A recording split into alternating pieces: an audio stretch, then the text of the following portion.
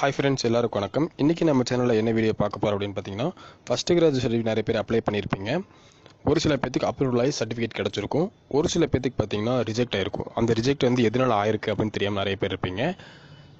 அவங்களுக்குலாம் சொல்யூஷன் சொல்ற மாதிரி தான் இந்த ஒரு வீடியோ இருக்கும். சேனலை ஃபர்ஸ்ட் டைம் வீடியோ பார்க்குற வியூவராக இருந்தீங்கன்னா மறக்காம சேனலை சப்ஸ்கிரைப் பண்ணிட்டு பக்கத்தில் இருக்க பெல் பட்டனை கிளிக் பண்ணிடுங்க. அப்பதான் நான் போடுற வீடியோ எல்லாமே உங்களுக்கு உடனுக்குடைய நோட்டிஃபிகேஷன் வரும். இப்போ வாங்க நம்ம வீடியோக்குள்ள போவோம்.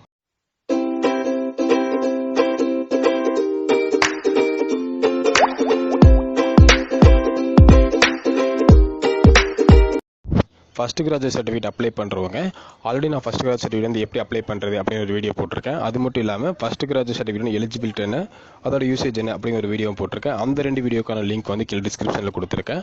அந்த வீடியோ பார்க்காதவங்க யாராவது இருந்தீங்கன்னா வீடியோ ஃபுல்லாக ஸ்கிப் பண்ணாமல் பார்த்துட்டு அதுக்கப்புறம் ஃபர்ஸ்ட் கிராஜுவேட் சர்டிஃபிகேட் வந்து அப்ளை பண்ணுங்கள். அப்போ தான் உங்களோட அப்ளிகேஷன் ரிஜெக்ட் ஆகாமல் கிடைக்கும்.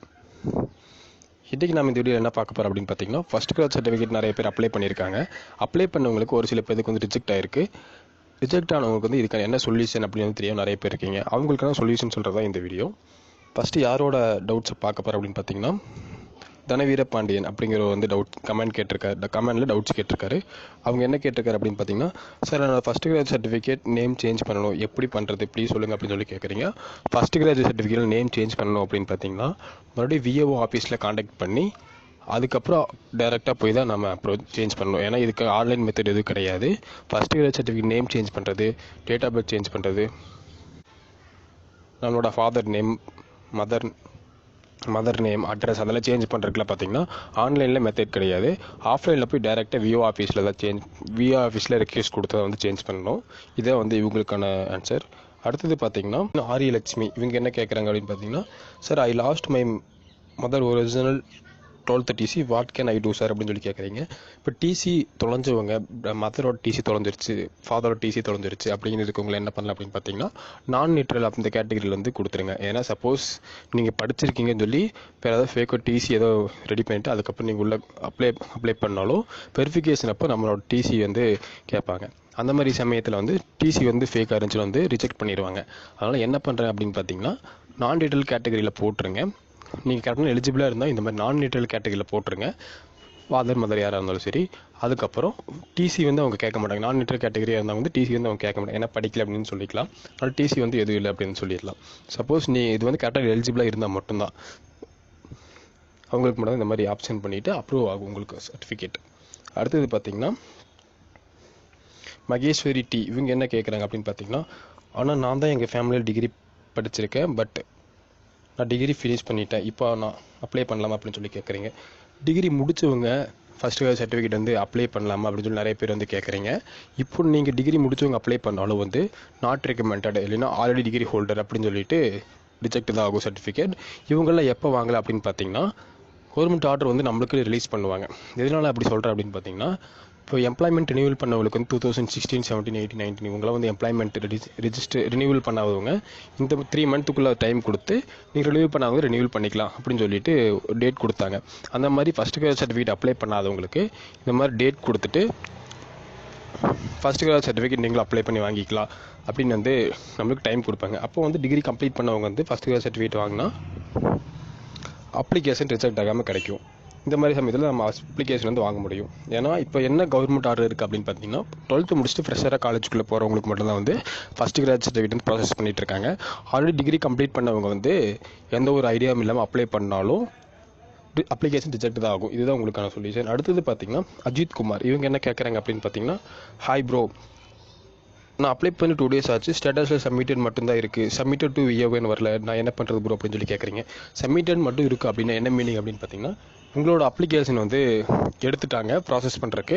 ப்ராசஸ் பண்ணிவிட்டு அவங்க வந்து டைரெக்டாக வந்து ப்ராசஸ் பண்ண ஸ்டார்ட் பண்ணிட்டாங்க. ஒரு சில பேர் என்ன பண்ணுவாங்க அப்படின்னு பார்த்தீங்கன்னா, விஓஓ ஆர்ஐ அவங்களாம் பார்த்தீங்கன்னா சப்மிட்டட் டு விஓஓ அப்படின்னு கொடுப்பாங்க, இல்லைன்னா சப்மிட்டட் மட்டும் கொடுப்பாங்க. உங்களோட அப்ளிகேஷன் வந்து எடுத்துட்டாங்க ப்ராசஸ் பண்ணுறதுக்கு. இதுதான் வந்து உங்களுக்கான மீனிங். அப்ளிகேஷன் இப்போ ப்ராசஸில் இருக்குது. இப்போ நீங்கள் செக் பண்ணி பாருங்கள் என்ன ஸ்டேட்டஸில் இருக்குது அப்படின்னு. சப்போஸ் ரிஜெக்ட் ஆயிடுச்சுன்னா நீங்கள் கரெக்டான எலிஜிபிளா அப்படிங்கிறதுக்காக நான் வீடியோ போட்டிருக்கேன். அந்த வீடியோக்கான லிங்க் வந்து டிஸ்கிரிப்ஷனில் கொடுத்துருக்கேன். அந்த வீடியோ பார்த்துட்டு அதுக்கப்புறம் வந்து நீங்கள் அப்ளை பண்ணிங்கன்னா உங்களுக்கு அப்ளிகேஷன் ரிஜெக்ட் ஆகாமல் கிடைக்கும்.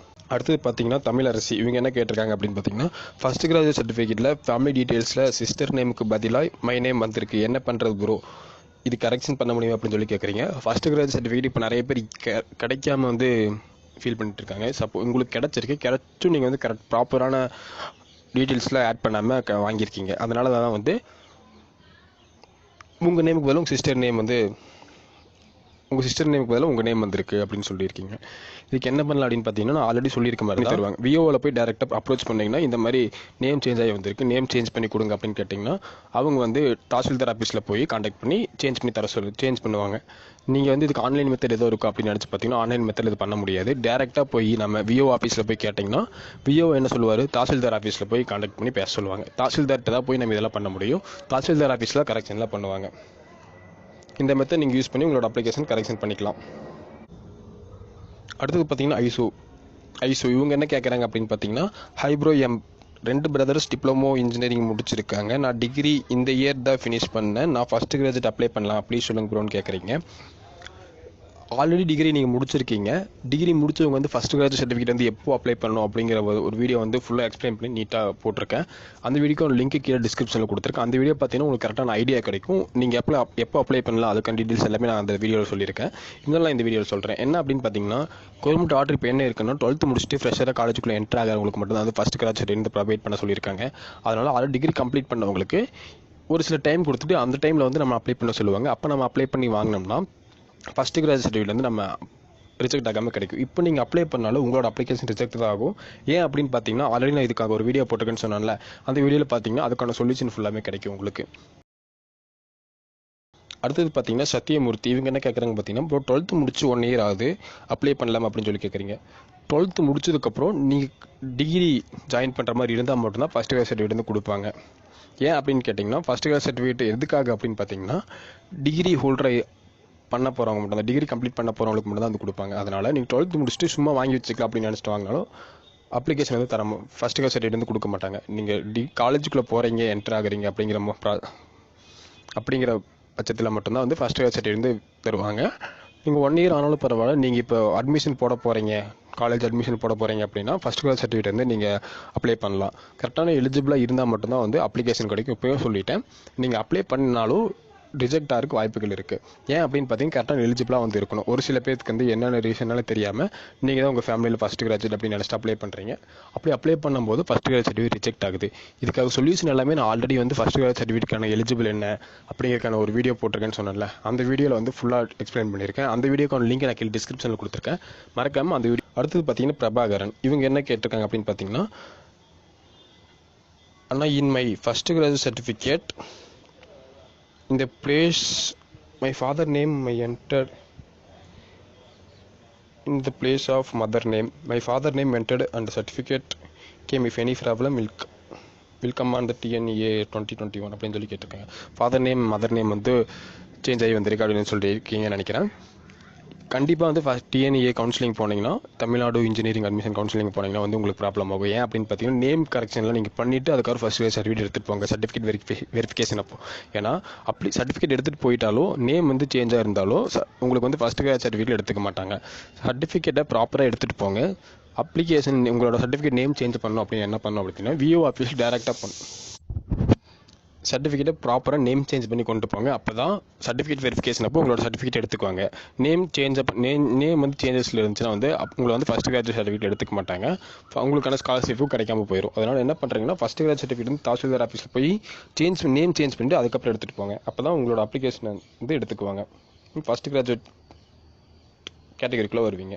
அடுத்து பார்த்தீங்கன்னா மோகித் ராஜேஷ் இவங்க என்ன கேட்டிருக்காங்க அப்படின்னு பார்த்தீங்கன்னா, ப்ரோ நான் 29/7/21 அப்போ அப்ளை பண்ணிட்டேன். ஃபஸ்ட் கிராஜுவேஷன் சர்டிஃபிகேட் இப்போ ஸ்டேட்டஸில் application submitted to deputy tahsildar, application not recommended means come when I get certificate please tell it me urgent சொல்லி கேட்டிருக்கேன். அர்ஜென்ட்னு சொல்லியிருக்கீங்க, sorry for the delay.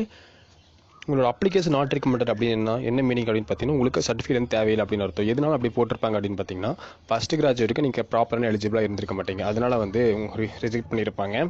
First graduate சர்டிஃபிகேட்கான eligible என்ன அப்படின்னு ஆல்ரெடி நான் ஒரு வீடியோ போட்டிருக்கேன். அந்த வீடியோக்கான லிங்க் கீழே டிஸ்கிரிப்ஷனில் கொடுத்துருக்கேன். அந்த வீடியோ ஃபுல்லாக ஸ்கிப் பண்ணாமல் பாருங்கள், உங்களுக்கு ஒரு ஐடியா கிடைக்கும். அதுக்கப்புறம் நீங்கள் ஃபஸ்ட் கிராஜுவேட் சர்டிஃபிகேட் வந்து கரெக்டான எலிஜிபிளாக இருந்தால் மட்டும் டேரெக்டாக போய் உங்கள் விஓ ஆஃபீஸில் அப்ரோச் பண்ணுங்கள். அப்போ தான் வந்து உங்களோட அப்ளிகேஷன் வந்து கிடைக்கும், ரிஜெக்ட் ஆகாமல் கிடைக்கும். அடுத்தது பார்த்தீங்கன்னா பிரீதா இவங்க என்ன கேட்குறாங்க அப்படின்னு பார்த்தீங்கன்னா, become CA student can get the certificate graduation certificate is useful or not சொல்லுங்கள் அப்படின்னு சொல்லி கேட்குறீங்க. இப்போ நீங்களும் பிகாம் சி ஸ்டூடெண்ட்டு வாங்கி வச்சுக்கலாம். எப்போ வாங்கியிருக்கணும் அப்படின்னு பார்த்தீங்கன்னா 12th முடிச்சதுக்கு அப்புறம் வாங்கியிருக்கலாம். 12th முடிச்சது இப்போ நீங்கள் காலேஜ் படிச்சுட்டு இருக்கீங்க, டிகிரி கம்ப்ளீட் பண்ணிட்டீங்க அப்படின்னா எப்போ வாங்கணும் அப்படின்னு பார்த்தீங்கன்னா, கவர்மெண்ட் ஆர்டர் நமக்கு டிகிரி கம்ப்ளீட் பண்ணவங்களுக்கு வந்து ஃபஸ்ட் கிராஜ் சர்டிஃபிகேட் வந்து அப்ளை பண்ணலாம் அப்படின்னு சொல்லி அதுக்கான டைம் வந்து கொடுப்பாங்க. கவர்மெண்ட் ஆர்டர் ரிலீஸ் பண்ணுவாங்க. அப்போ வந்து டிகிரி கம்ப்ளீட் பண்ணவங்க ஃபஸ்ட் கிராஜ் சர்டிஃபிகேட் வந்து அப்ளை பண்ணி வாங்கிக்கலாம். இப்போ நீங்கள் அப்ளை பண்ணாலும் உங்களோட அப்ளிகேஷன் ரிஜெக்ட் ஆகும். நீங்கள் யூஸ் பண்ணலாம், உங்களுக்கு யூஸ் ஆகும். எப்படி அப்படின்னு பார்த்தீங்கன்னா,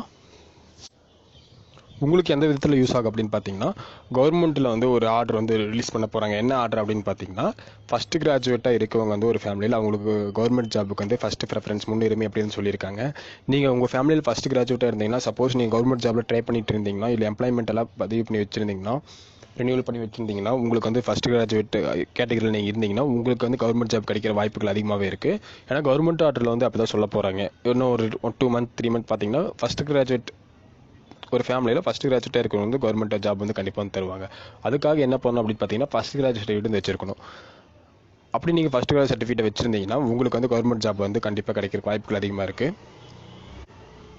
அதுக்காக தான் நிறைய பேர் ஃபஸ்ட் கிராஜுவேட் சர்டிஃபிகேட் வந்து டிகிரி கம்ப்ளீட் பண்ணவங்களும் ஃபஸ்ட் கிராஜுவேட் சர்டிஃபிகேட் வந்து அப்ளை பண்ணி வாங்குறாங்க. அடுத்தது பார்த்தீங்கன்னா A1 அருண் இவங்க கேட்குறாங்க. அப்படி என்ன டவுட் கேட்குறாங்க அப்படின்னு பார்த்தீங்கன்னா, bro first graduate certificate apply பண்ணிவிட்டேன் ப்ரோ, ஸ்டேட்டஸில் சப்மிட்டட் டு தாசில்தார்னு வருது. இப்போ என்ன பண்ணணும் ப்ளீஸ் சொல்லுங்கண்ணா. இது என்ன ப்ரோ அர்த்தம் அப்படின்னு சொல்லி கேட்குறேன். உங்களோட அப்ளிகேஷன் வந்து தாசில்தார் கிட்ட சப்மிட் ஆயிருக்கு அப்படின்னு ஒரு மீனிங். ஃபஸ்ட் கிராஜ் சர்டிஃபிகேட் எப்படி ப்ராசஸ் ஆகும் அப்படின்னு பார்த்தீங்கன்னா, நம்ம அப்ளிகேஷன் போட்டதுக்கப்புறம் விஓ ஆஃபீஸில் அப்ளிகேஷன் வந்து சப்மிட் ஆகும். விஓ என்ன பண்ணுவார் அப்படின்னு பார்த்தீங்கன்னா, நம்ம ரிப்போர்ட் ஜென்ரேட் பண்ணிவிட்டு ஆர்ஐ ஆஃபீஸர்கிட்ட ஒரு ரிப்போர்ட் ஜென்ரேட் பண்ணி கொடுப்பாங்க. அந்த ஆர்ஐ ஆஃபீஸர் என்ன பண்ணுவார் அப்படின்னா, ஃபீல்டு வெரிஃபிகேஷன் எல்லாமே முடிச்சுட்டு அதுக்கப்புறம் ஆர்ஐ கொடுத்த ரிப்போர்ட்டும் விஓஓ கொடுத்த ரிப்போர்ட்டும் ரெண்டும் எடுத்துகிட்டு போய் தாசில்தார்கிட்ட நம்மளோட அப்ளிகேஷன் போகும்.